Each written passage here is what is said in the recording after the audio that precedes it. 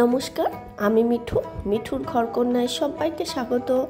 সবাইকে সুপ্রভাত জানিয়ে বুধবারের ব্লগটা নিয়ে দেখো সকাল সকাল চলে আসলাম। সকালবেলা উঠে নিত্যদিনের মতন বাসি দরজাটায় জল দিয়ে দিলাম, দিয়ে এবার চা করে খেয়ে নেব।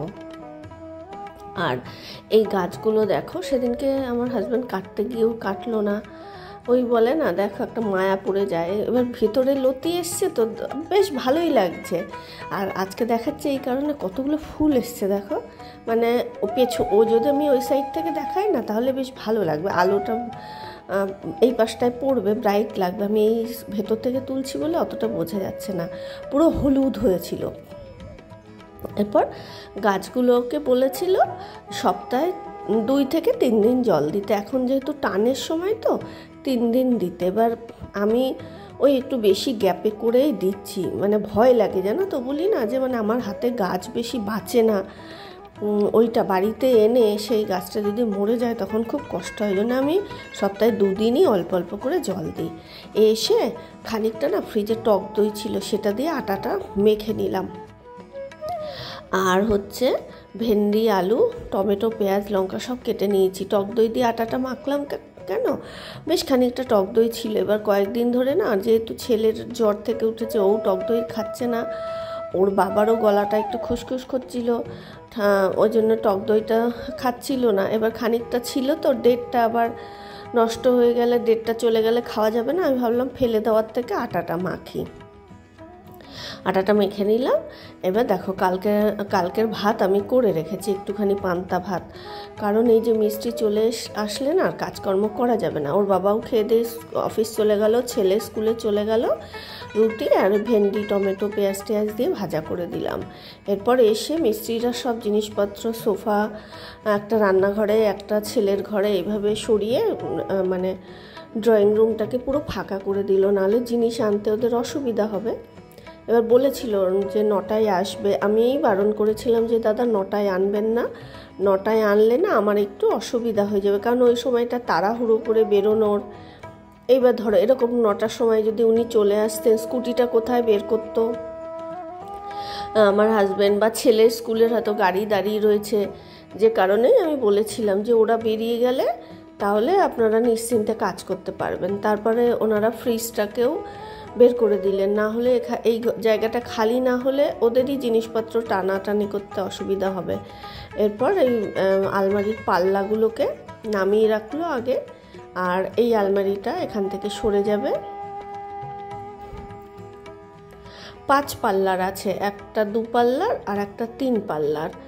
তা আমার কাছে একটা পাপোশ চাইলো ওই দাদা আর কি, মিস্ত্রি দাদা। তা আমার যে পাপোশটা ব্যবহার করি সেটাই দিলাম।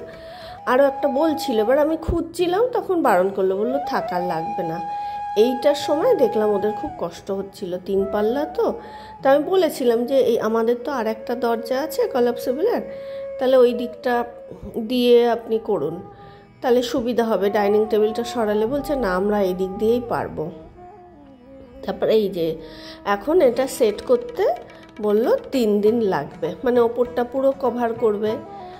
আর এই হচ্ছে বাল্বটাকেও সরাতে হবে, বাল্বটা না টিউবটাও সরে যাবে। তারপরে দেখো আমাদের যে আলমারিটা আমি ব্যবহার করছিলাম, এটাকে ভ্যানে বেঁধে নিল, জানো তো। জায়গা হলে এটাকে আমি সরাতাম না। আমি বলেছিলাম নতুন ফ্ল্যাটে রাখতে, আমার হাজব্যান্ড বারণ করলো, বলছে কত লাগবে তোমার জামা কাপড়ের জায়গা, সব কিছুর মায়া করলে হয় না। আর সত্যিই তাই, নতুন ফ্ল্যাটটাও না গুমোট হয়ে যাবে। ঘরে ঠাসাঠাসি জিনিস রাখলে ঘরের একটুও ভালো লাগে না। এরপর পাল্লা টাল্লাগুলো তো সব বের করে আগে দাঁড় করিয়ে রাখলো, এরপর ওনারা সেট করবে, মানে সারাদিন ধরে কাজ চলবে। আমার আর কোনো কাজ নেই, আমি পান্তা ভাত করে রেখেছি আর একটু ডাল ভিজিয়ে রেখেছি, কারণ ওই দেখলেই তো বড় সোফাটা রয়েছে ওখানে, তারপর কাটাকাটি করছে, আমি কি করে কাজ করব, ওই জন্যেই আমি পান্তা ভাত করে রেখেছিলাম। এরপর গ্যারেজে দেখছি যে হনুমান লাইন দিয়ে বসেছে। আর হনুমান না, সত্যি বলছে, হনুমানের বাচ্চাগুলো তিরিং বিরিং করে সুন্দর লাফায়, ওইটা আমার দেখতে খুব ভাল লাগে। তিরিং বিরিং লাফায়, ওদের মায়েরা লেজ টেনে টেনে নিচে নামায়, মানে এটা দেখতে যে কি ভালো লাগে।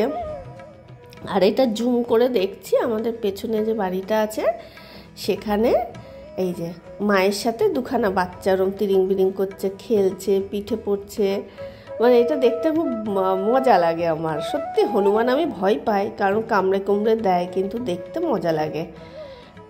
এরপর প্রথমে ওদেরকে লেবু জল দিলাম, ঠান্ডা জল দিয়ে। এবার আমরা তো কোল্ড ড্রিঙ্কস খাই না বা কিছুই আনা নেই, সত্যি কথা এটা ভুলও হয়েছে, যেহেতু আসবে একটু আনলে ভালো হতো। তো আমি নুন চিনি লেবু টেবু দিয়ে ঠান্ডা জল দিয়ে করে দিয়েছিলাম। তারপরে যে ভ্যানওয়ালা উনি অনেকটা হেল্প করলেন, ওনাদেরকে করে উনি চলে গেছেন। বলেছিলাম চা খাওয়ার কথা, তা উনি খাবেন না আর কি। এবং এই জিনিসপত্র যে যখনই আমি যে জিনিসটা করি আনি, আমাদের কাঠের মিস্ত্রি সেই টাকাটা আর কি বলে ভাড়াটা আমি যেখানে জিনিস দিই তাকেই দিতে হয়। এবার সেই ভাড়া উনি যেটা বলে এনেছেন সেটার থেকেও যেহেতু এক্সট্রা খেটেছে ঘরে ভেতরে উনি, তারপরে আমাকে আর কি বেশি দিতে হলো খানিকটা। পুরো ভাড়াটা আমি দিলাম, কিন্তু একটু বেশি ডিমান্ড করলো আর কি। এরপর যেই শুনলাম 3 দিন আমার ভালো ভালো শাড়িগুলো ওইভাবে থাকবে, আমি কি করলাম, একটা চাদর দিয়ে ঢেকে রাখলাম, কারণ কবে ঠিক হবে তার ঠিক নেই। আর আমি কি করলাম, যেহেতু চাটা দিয়ে আমিও চা খেলাম। এই ঘরে এসে ওই দেখো ঘর অন্ধকার করে আমি বসে বসে ফ্যানের নিচে চাটা খেলাম। ভেবেছিলাম ফল খাবো এই সময়, আমার হাজব্যান্ড বলে গেছিলো, বললো মুসম্বি লেবু আছে, মুসম্বি লেবু খাও, তাড়াতাড়ি ঠিক হয়ে যাবে। এবার চা করতে গিয়ে এলাচ টেলাচ দিয়ে যেই চা করছি, দুধ চা বলো, কোথায় মুসম্বি লেবু কোথায় দুধ চা, লোভ সামলাতে পারলাম না, দুধ চাটায় বেশ মজ করে খেলাম। আর চাটা ভালো হয়েছিল বেশ।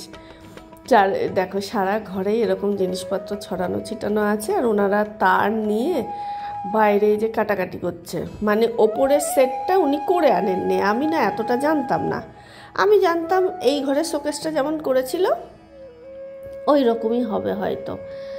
তারপরে দেখলাম, বললেন না আমি এখানে সেট করব।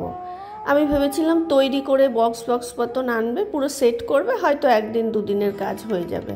বলছে আমার 3 দিন লাগবে। তারপর চায়ের বসে বসে কি করব, আমি ভাবলাম তাহলে চায়ের কাপগুলোকে আর গ্লাসগুলোকে মেজে নিই, ফালতু পড়ে থাকলেই বেসিনটা ভরে থাকবে। আর বেসিনে সত্যি কথা আমার না এঁঠো বাসন কখনোই, মানে যদি একটা থালাও থাকে আমার গা মানে চিরবির করে, আমার একটু ভালো লাগে না। আমার মনে হয় বেসিন সব সময় পরিষ্কার থাকবে। আর আমার রাতেও যতই শরীর খারাপ থাকুক, রাতেও বাসন মেজে, এটা বরাবরের অভ্যাস, বেসিন পুরো পরিষ্কার থাকে। আর রাতে না বেসিনে কখনো এঁঠো বাসন রাখতে নেই, আমি অরুণ সজদেবের কাছ থেকেই শুনেছিলাম।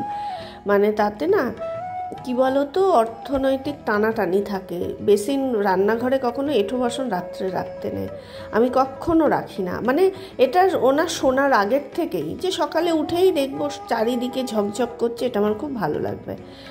আমি ভেবেছিলাম চুলটাকে ভেজাবো না।